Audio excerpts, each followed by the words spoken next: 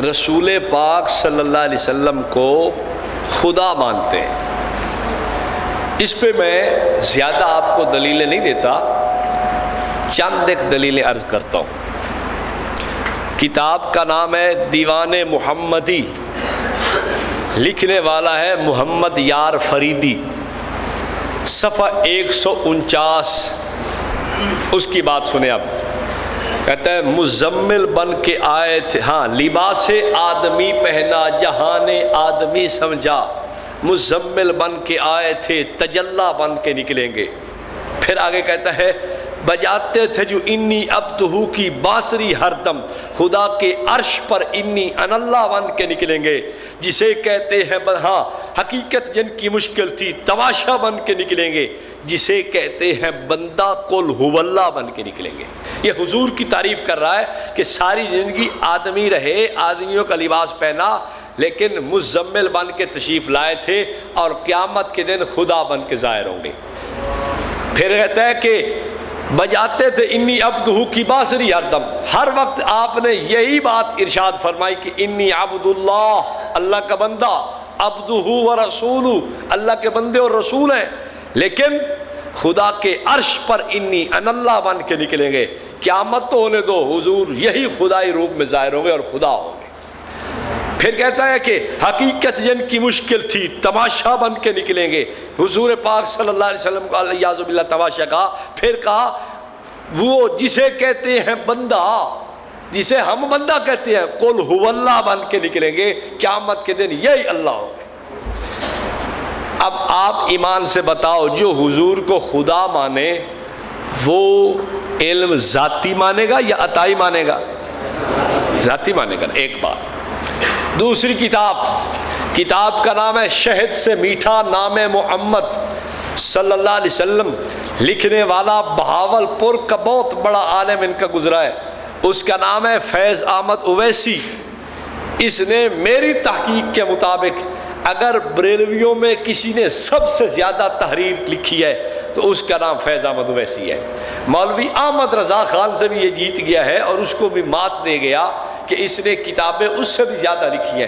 وہ چھوٹے چھوٹے رسالے رسلیہ قسم کی ہیں، 4 ورق 5 ورق 10 ورق کا کوئی رسالہ ہے، لیکن تعداد مجموعی طور پر ان سب سے زیادہ ہے. یہ اندھوں میں کانا راجہ ہے. اس کی کتاب ہے شہد سے میٹھا نام محمد صلی اللہ علیہ وسلم، اور صفحہ 205 پہ اس نے وہی شعر لکھا ہے بجاتے تھے جو انی عبدہو کی بانسری ہر دم، خدا کے عرش پر انی ان اللہ بن کے نکلیں گے.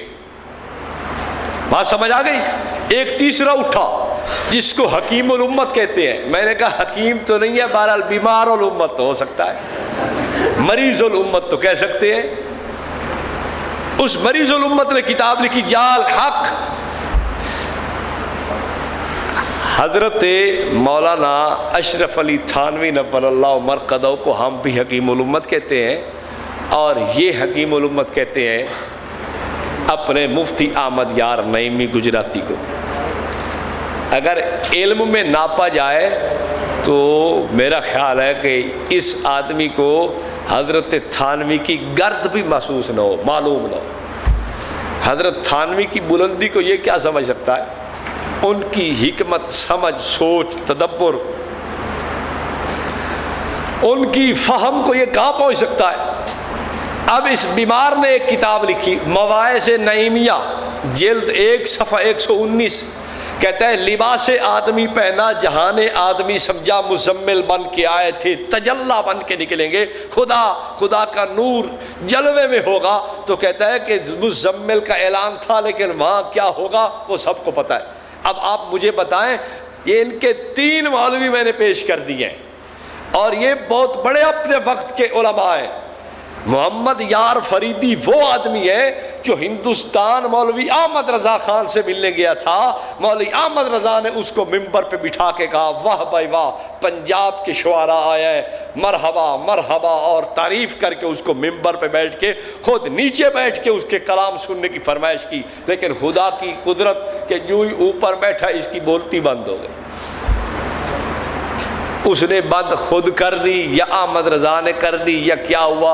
ان کے نزدیک تو ولی کو سارا اختیار ہوتا ہے نا، ولی کی تو پوری طاقت ہے. خیر، جو حضور کو خدا مانتا ہے علم بھی کیا مانے گا؟ بولیے، ذاتی مانے گا۔ ایک کتاب ان کی ہے فوز المقال فی خلفاء پیر سیال، حوالہ میں آپ کو عرض کر دیتا ہوں، اس کتاب کو بھی آپ دیکھ لیں۔ خواجہ سیالوی صاحب، قمر الدین سیالوی صاحب نے فوز المقال جلد 6 صفحہ 643 اس میں ایک بات کی ہے کہ جو لوگ اللہ کی صفات سے موصوف ہو جاتے ہیں ان کی ہر صفت یا ہر فعل بارگاہ رب العزت کی طرف سے سمجھا جاتا ہے اور ان کا علم ذاتی ہو جاتا ہے۔ تو یہ علم کیا سمجھتے ہیں؟ فتاوی افریقہ، مولوی احمد رضا خان کا کتابچہ ہے، صفحہ 106 پہ مولوی احمد رضا نے لکھا ہے کہ حضور پاک صلی اللہ علیہ وسلم اپنی جمیع صفات، جمال، کمال، افضال کے ان میں شیخ عبد القادر جیلانی میں متجلی ہے۔ اپنی جمیع صفات، صفت ختم نبوت بھی آ گئی یا نہیں آ گئی؟ تو ختم نبوت کی صفت کے ساتھ کس میں تجلی فرما ہے؟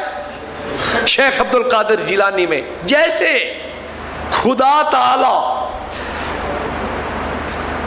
اپنی جملہ صفات نعوت و جلالت آئینہ محمدی میں تجلی فرما ہے، خدا اپنی تمام صفات کے ساتھ تمام صفات جلال اور کمال کے کس میں متجلی ہے؟ حضور میں۔ اور حضور اپنی ساری صفات کے ساتھ کس میں تجلی فرمائے؟ غوث اعظم میں۔ اب مجھے آپ بتائیں، جب خدا خود تجلی فرمائے گا رسول پاک علیہ السلام میں تجلی فرمائے اپنی ساری صفات کمالات کے ساتھ، تو خدا کا علم کیا ہے؟ ذاتی ہے یا عطائی ہے؟ تو جب حضور کے وجود میں خدا اپنی صفات کے ساتھ متجلی ہے تو پھر اب حضور کا علم ذاتی ہوگا یا عطائی ہوگا؟